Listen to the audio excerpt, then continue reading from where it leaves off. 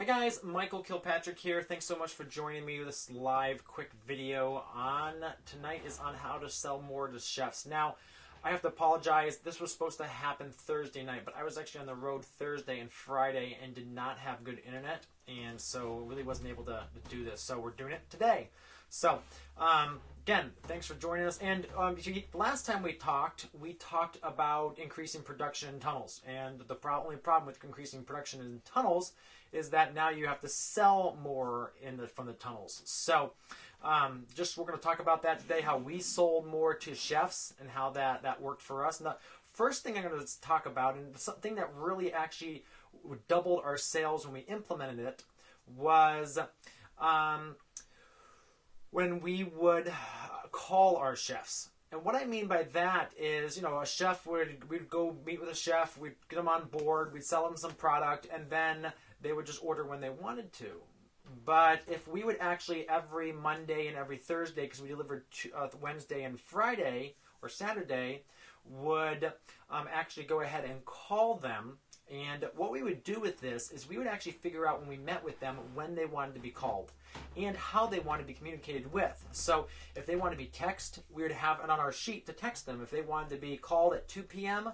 or if they wanted to be texted at 1 p.m. to remind them to go look at their cooler, and then we'd call them at 2 p.m. to check in and see if they needed anything, that's exactly how we would handle it. So it was a little bit more extensive than just, hey, here's our chef thing and here's what's going on, and if you want to order, you can.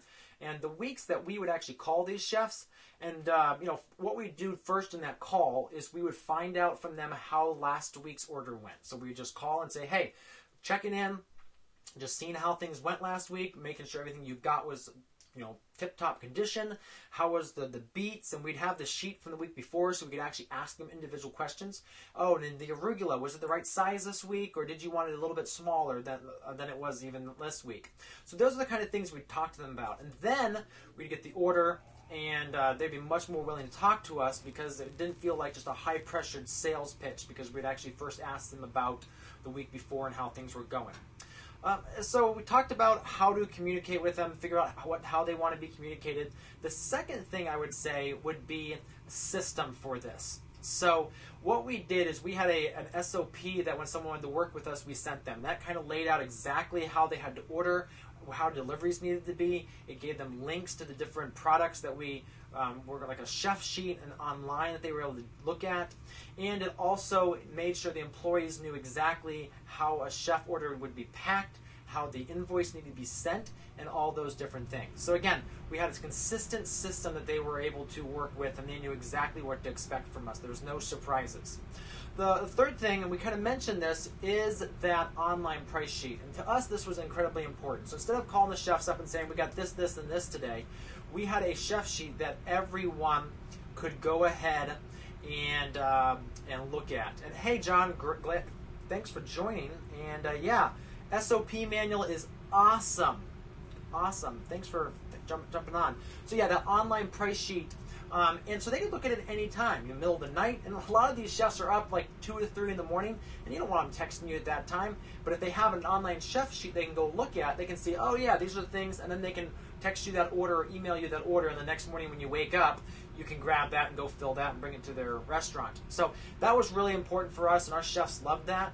And we could also add other people's items to that as well and kind of create like almost like a tiny food hub. But if we had different farms in our area and we were all going to the same location where they all wanted to be supplied to the same restaurants, and so it saved a lot of people's time and effort if we could just throw their order on our truck as well. And the online chef sheet allowed everyone to be on the same page about that. All right, last thing, item 4 we're going to talk about is professionality.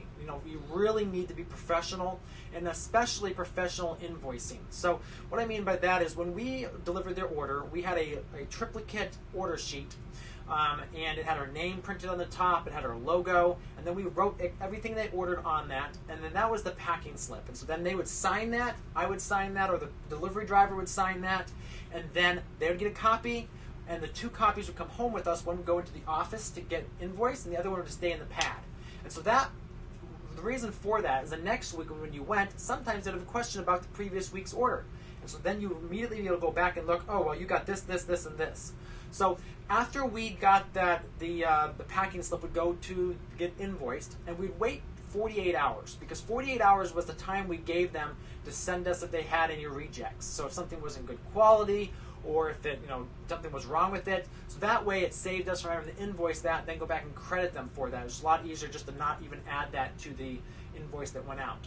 And so then, after that 48 hours, the office person would then go ahead and invoice that professionally through QuickBooks, so we could send it right to them. They could either pay with a check or a credit card or something like that. So again, top 4 tips that we found helpful in dealing with chefs. Number 1, communicate. Call them, know their schedule. Don't bug them when they don't want to be talked to, but figure out those hours they do want to be communicated with, and do communicate. And in our case, it doubled our sales.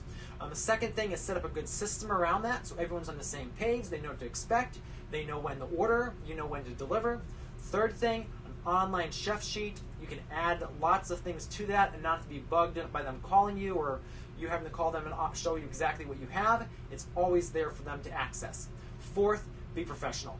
And this went a long way in making sure the chefs were comfortable with us and wanted to put us on their menu. So, all right, hope you enjoyed that.